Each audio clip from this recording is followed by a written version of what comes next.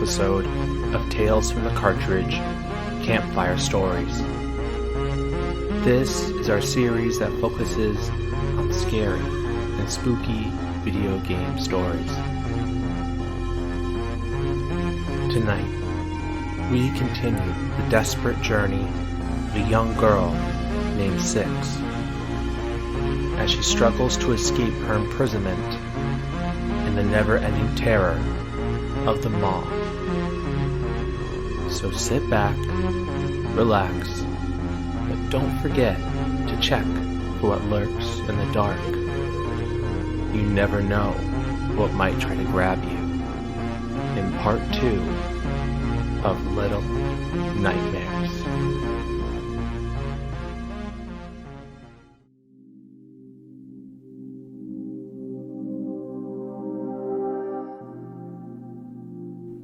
The elevator stopped, and the large door opened as Six emerged from the metal box.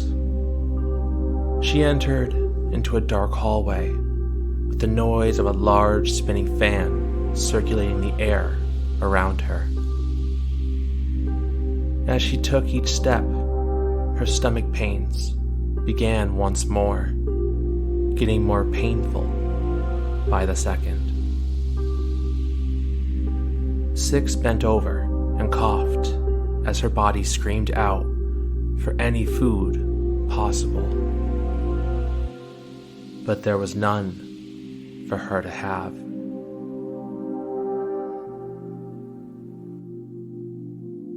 Six ran past the large moving fan as she tried to push through her hunger pains.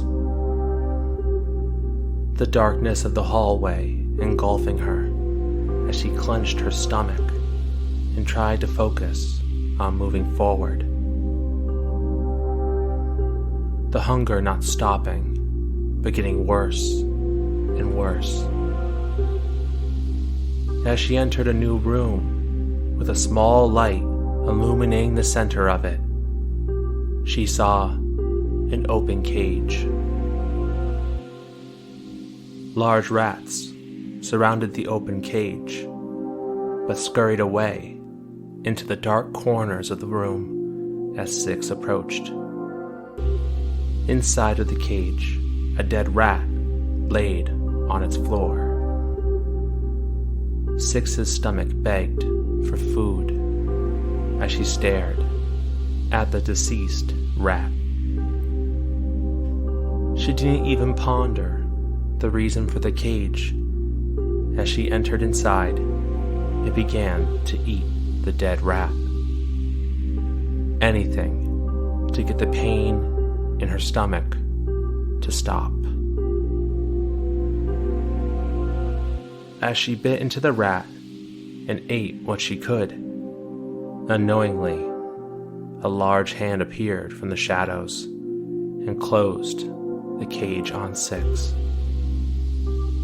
She couldn't even react as she continued to sink her teeth into the rat in her hands.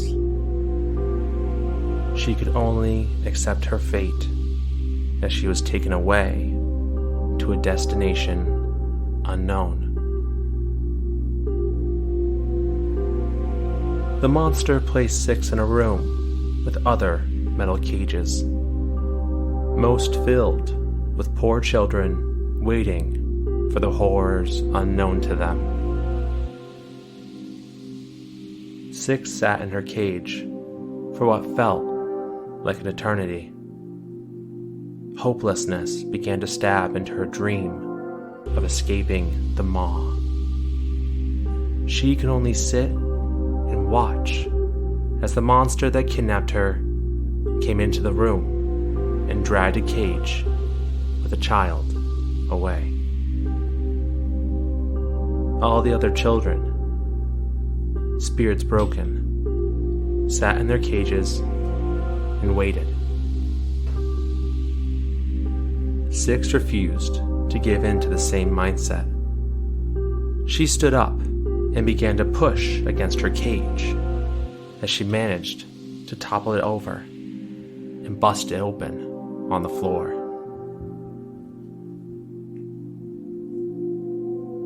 The lever to open the door hung inside the room, high in the air. Six approached a cage housing a child and dragged it over to the door lever, hanging from the ceiling. She couldn't look at the poor child inside, whose spirit was already broken beyond repair. She got on top of the cage and jumped to open the room's metal door.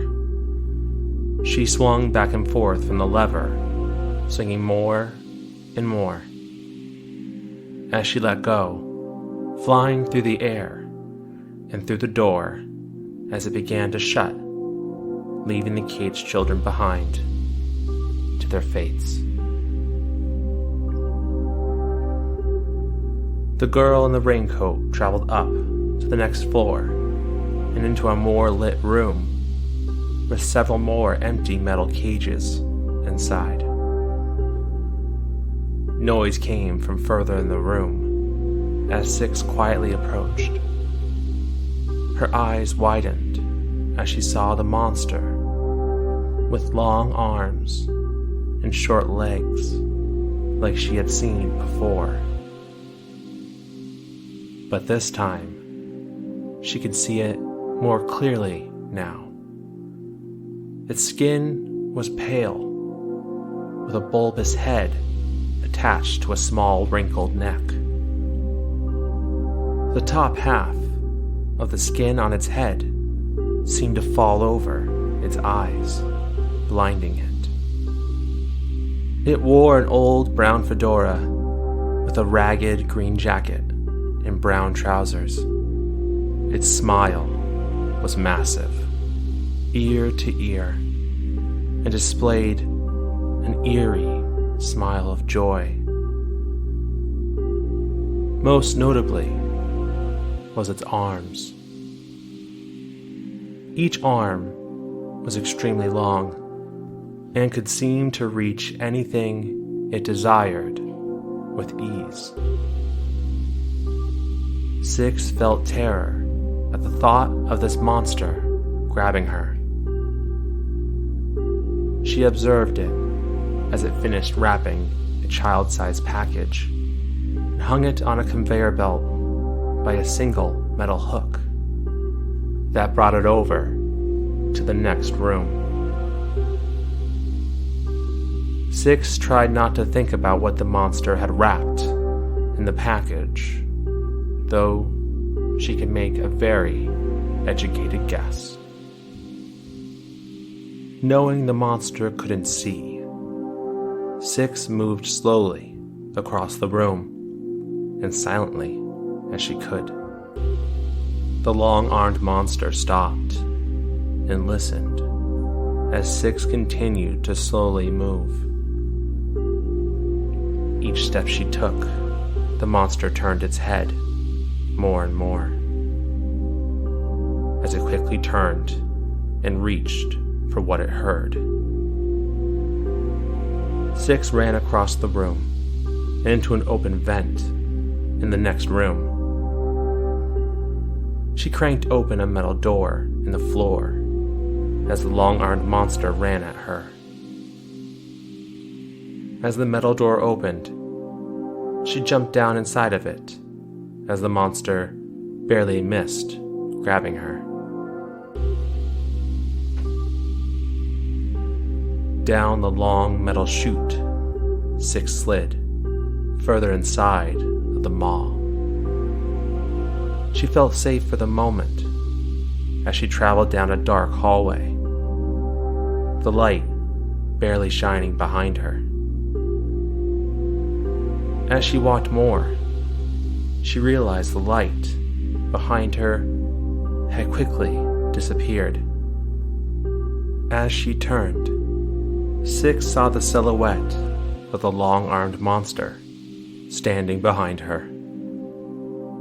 She quickly ran away as the monster chased closely behind her, its long arms rubbing on the floor in front of it, as Six ran into the elevator ahead of her and hid inside an open box.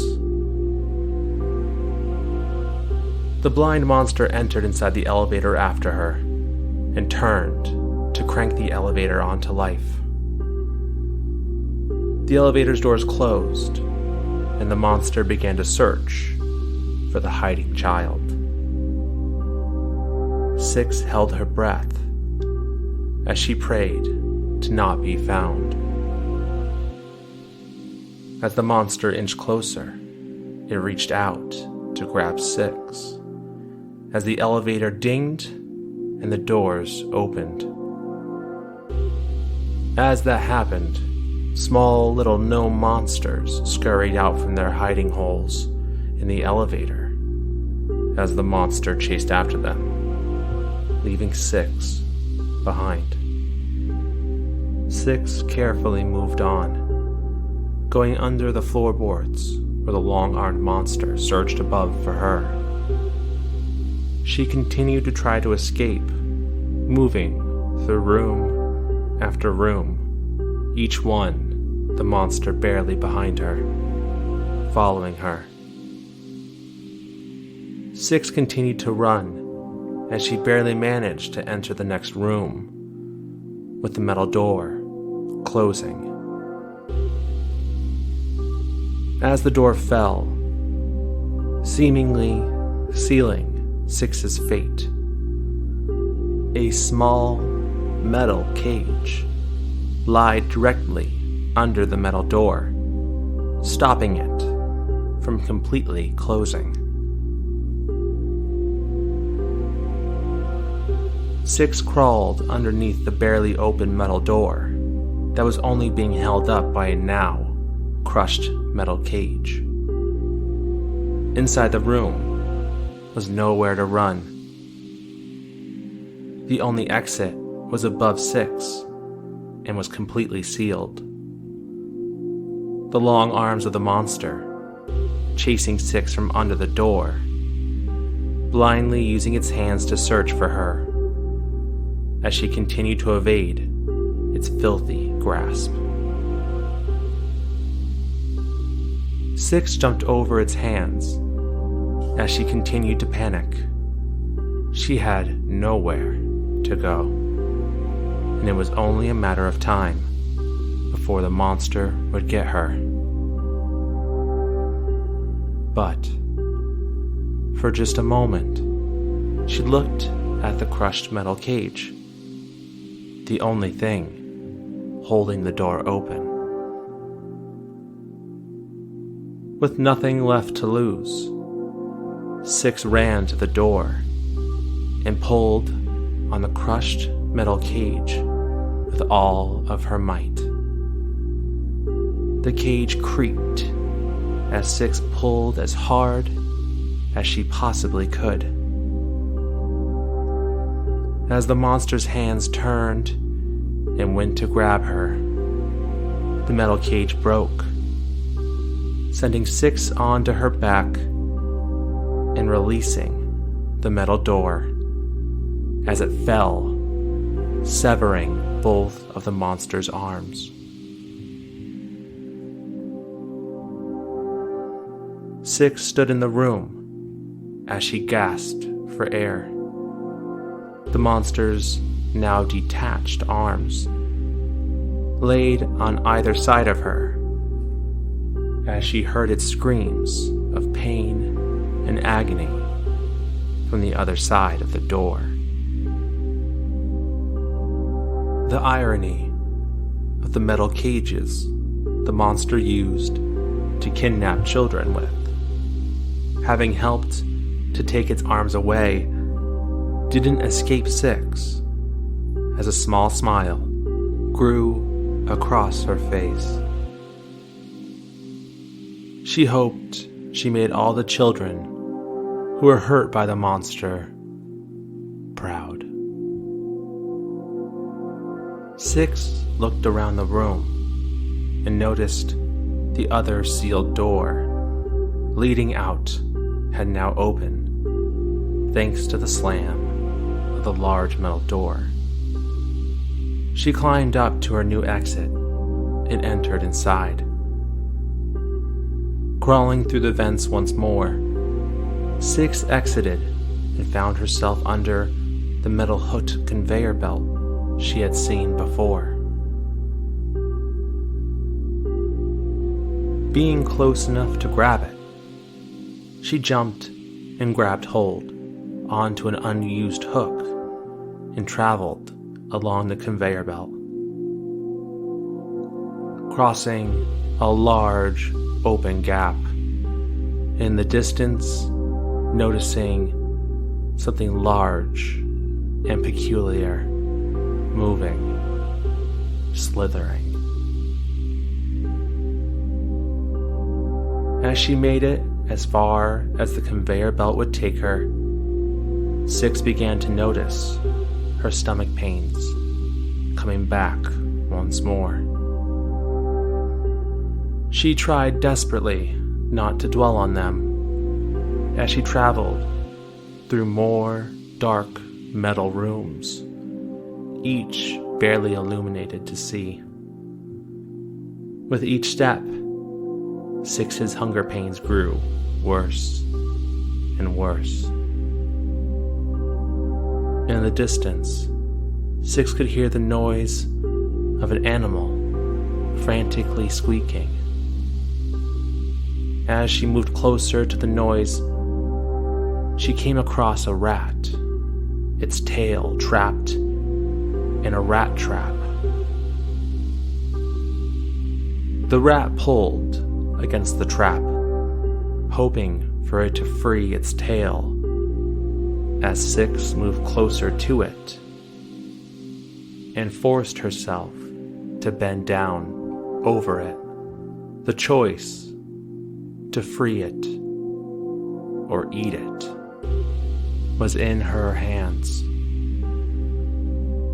As she moved her hands closer to the rat, she released the trap that held the rat down as she forced herself to bite into it.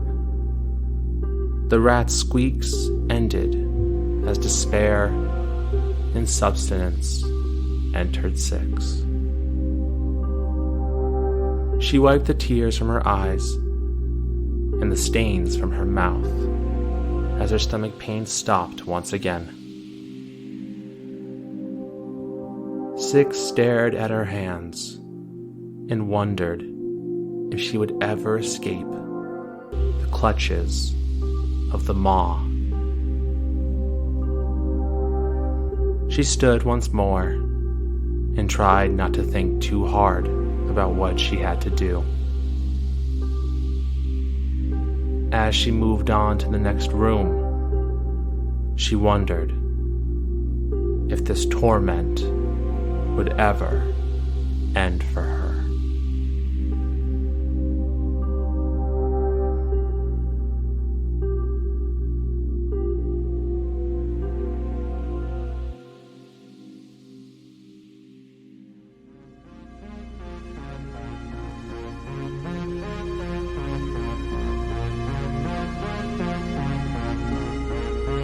Thank you for listening to another episode of Tales from the Cartridge, Campfire Stories.